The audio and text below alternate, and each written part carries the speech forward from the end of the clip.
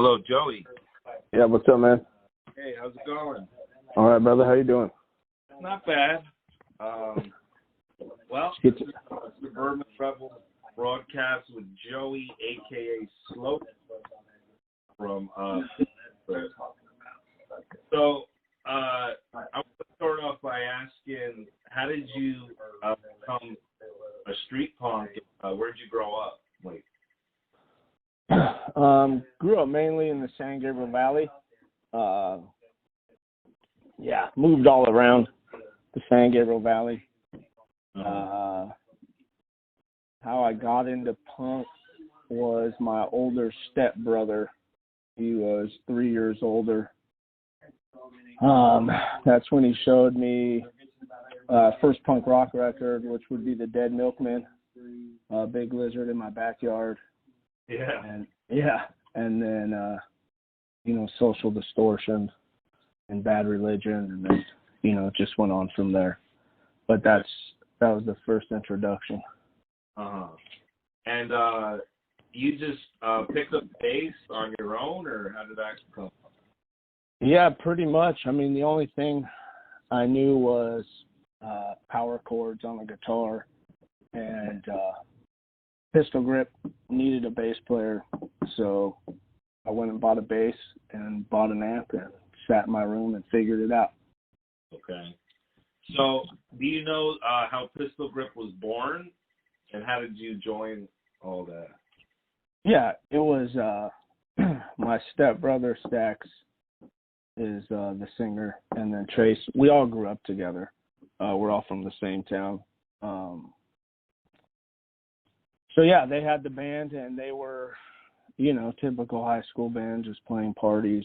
And then they wanted to start taking it serious, and they had another bass player who I guess, they gave kind of the ultimatum to, like,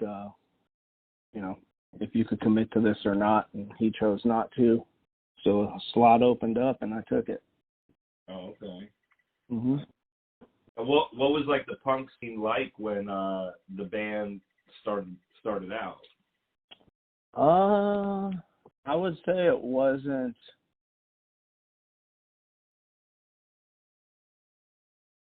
I think it was like when it, started coming back a little bit strong. Rancid was starting to rock and roll. NoFX was big. Mm-hmm. I remember when Dropkick hit and they blew the fuck up. But yeah, it was pretty good, but still a lot of the old school, playing backyard parties. Yeah. And doing stuff like that. Did you guys play LA a lot at that time or not yet? When I got in, we started playing, good shows like at the Troubadour, the Whiskey, the Roxy, places like that. Yeah. Started it took off. Like I joined at the perfect time. Like right when I joined, after that we got the BYO deal and just started rocking and rolling. Okay. And how was that being on BYO Records? Yeah, it was cool. It was very when we went to go meet with them, we didn't know, they never saw us play. They just heard like a 6-song split we did with this band, Fully Loaded, and my other stepbrother was interning there, gave it to them. They heard it, wanted to meet with us, and that's when they offered us a 3-record deal. We were kind of shocked since they only heard those songs, never saw us play. So yeah, we just signed it. Yeah, that's it. Yeah, we're like, if you want to put out 3 records, go for it. Nice. Yeah. And what was Writing the Shots from the Calico Rose? Was that written before you joined, or?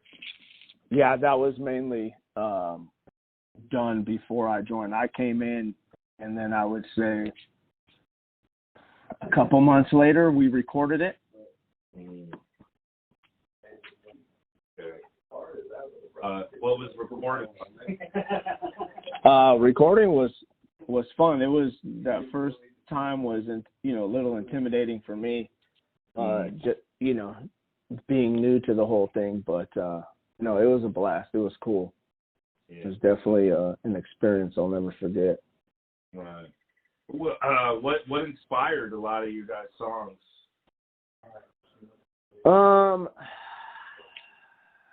You know, that's a better question for Mr. Chase.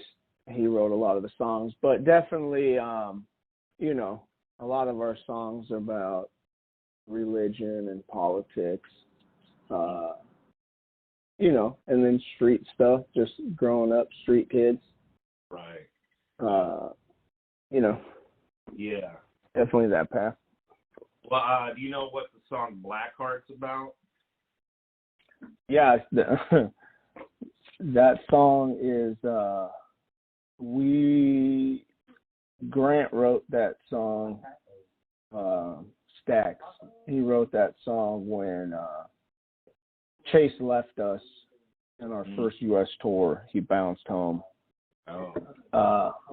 So yeah, that song was like his little riff Oh. to that. Why did he leave? He was just over the tour? Or? Yeah, I mean, I don't know. I think we were young in our early 20s, and, you know, I don't know, to be honest. He obviously had enough of it. It wasn't for him, I guess. He would have to speak on that more. Right. But, you know, I don't want to speak for him, but, yeah, I mean, I would say he obviously had enough.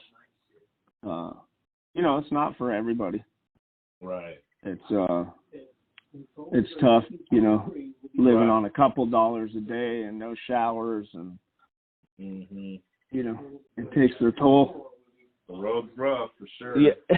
Yeah. So, what about Rebels Are Dead? Rebels Are Dead? I'm not too sure, to be honest, on that one. Okay. How about Rabid Dogs? Oh, Pack of Rabid Dogs. I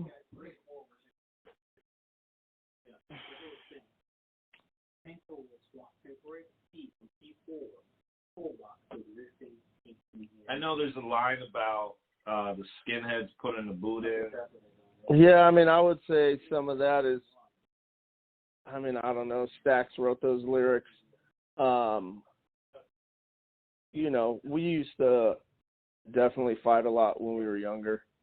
Yeah. Coming up, so I'm sure a lot of that has to do with our past. Right, fighting in the scene and stuff, right. Yeah. Yeah, I mean, violence at your shows, or? Yeah, I would definitely say there was, you know, locally, there would be some issues. Right. You know, mainly with, you know, Nazis and stuff. So. Yeah, that has to be handled, so. Yeah. No, yeah, we always did. Yeah, But yeah, you know, trouble seemed to find us, I guess. Right. And how was Another Round different from the other albums? Well, I say that would be different because that was like Chase left, and then like half of those songs were songs we were already working with Chase, and then the other half were new ones we did without Chase. So that was like that first experience, not having him around, Right. and just kind of shocked and just figuring it out. Yeah, that how it's different for sure. Okay. Did you guys tour on that album, or? Yeah. Oh, you did. Okay. And how was that? Was that fun? Or? Yeah, that was good. We did some European tours. Yeah, it was good. Europe's always good. Yeah. What do you think the wildest show was? The wildest what? The wildest show you played. The wildest show we played.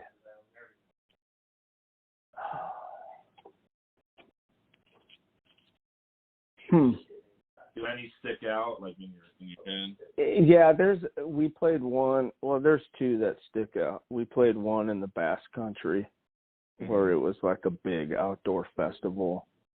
Like, it was huge. And that was pretty rowdy. But we played this show, I want to say it was in Lake Tahoe. And we rolled up, and it was just in a weird spot. We didn't have a good feeling about it. And there was probably like 30 kids, maybe 40 at the show. And we're like, oh, great, here we go. And these kids absolutely went ape shit. And it was a fucking great time. Wow. Yeah, they absolutely just lost their damn minds, and it was a blast. It was a blast. It's always the shows that you don't expect it, right? What about hometown shows? Those are always good, right? Oh yeah, we did like our record release parties at the Glass House. We did that live DVD on Kung Fu Records at the Glass House. That was a pretty sweet show. That whole experience. Yeah. What about the worst show you ever played? The worst show was probably in Madison, Wisconsin. It was a show that was added on mid-tour. And we played, it was like a university show. And it was pretty shit. Wow. Yeah.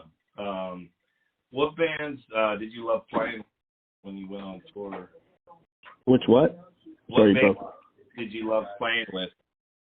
Oh man, I'd say we were lucky on that one because we got to play with bands that we loved, like like our favorite bands like Swingin' Utters and One Man Army. Playing with Rancid was crazy. Touring with Dropkick, doing a little European tour with Dropkick. The Forgotten. Right. Yeah, there's a lot of bands. Yeah, you guys did. Go on. No, yeah, you're good. What about the Chaos Across the Nation tour? Oxymoron, Forgotten Youth Brigade, and Belltones, right? Yes, that was an awesome tour. We did. I think we did 6 weeks in the States, 2 weeks off, and then 6 weeks in Europe. So yeah, that was pretty cool. I mean, it was a lot of time with a few bands.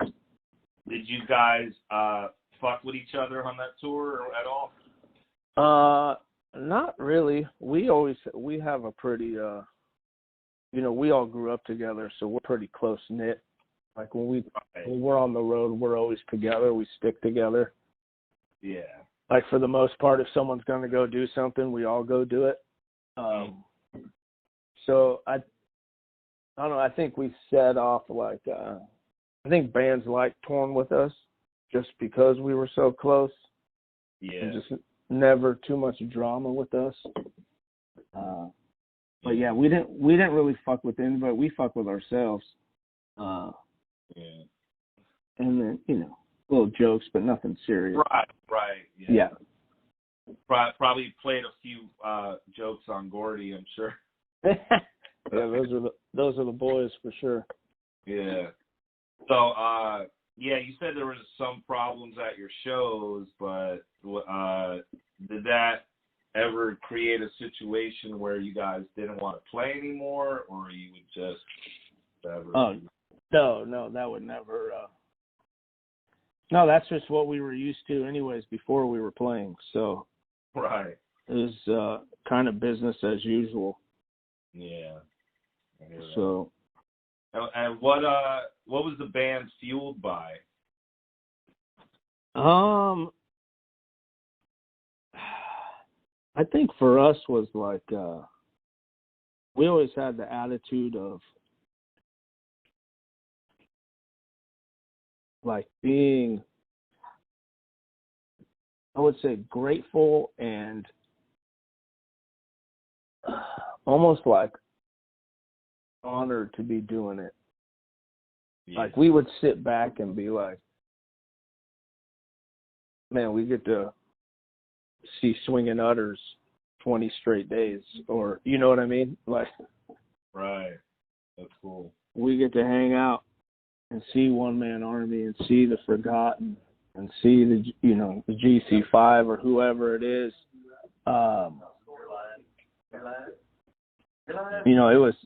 It was awesome. Yeah, for sure. And what have you seen in the punk scene that you could change over the years? That I could change? Yeah. Oh, shit. Yeah. I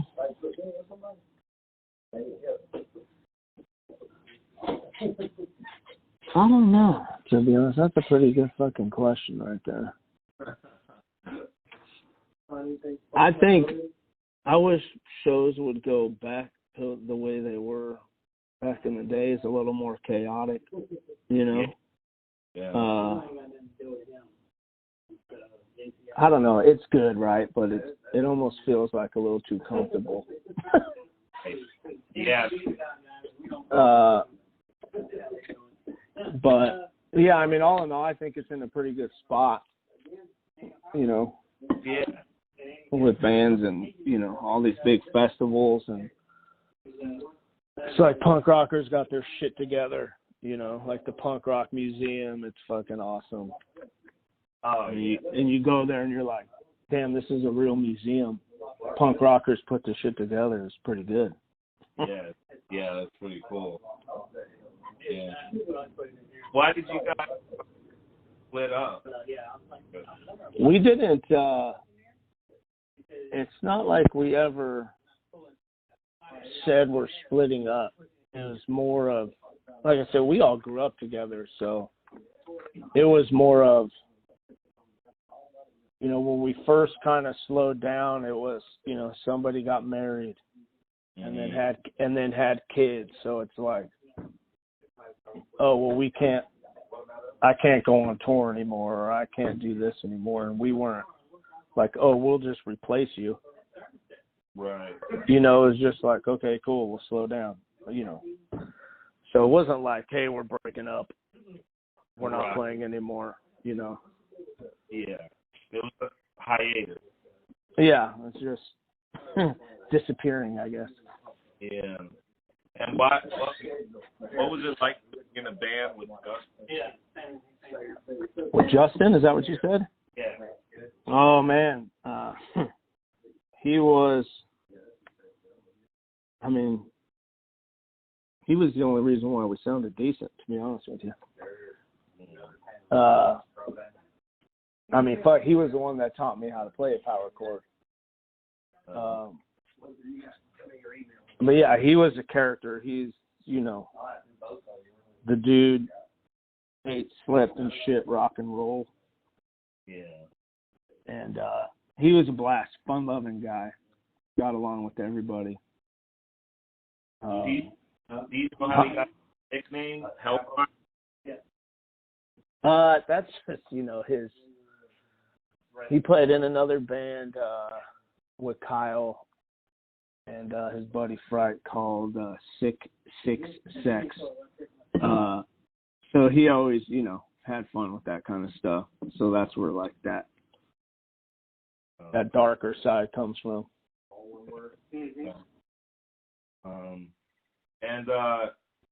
Why? So you guys aren't technically coming back if you never split up. I would say we're making the conscious effort to play again. Right. Yeah. That's a good way to sum it up. Yeah. It's more of like, hey, you guys want to play some shows? Yeah. So that's what's going on. And you guys are excited to play Punk Rock Bowling next weekend? Yeah, hell yeah. It's gonna be crazy, without Justin. But right. But it's gonna be a blast.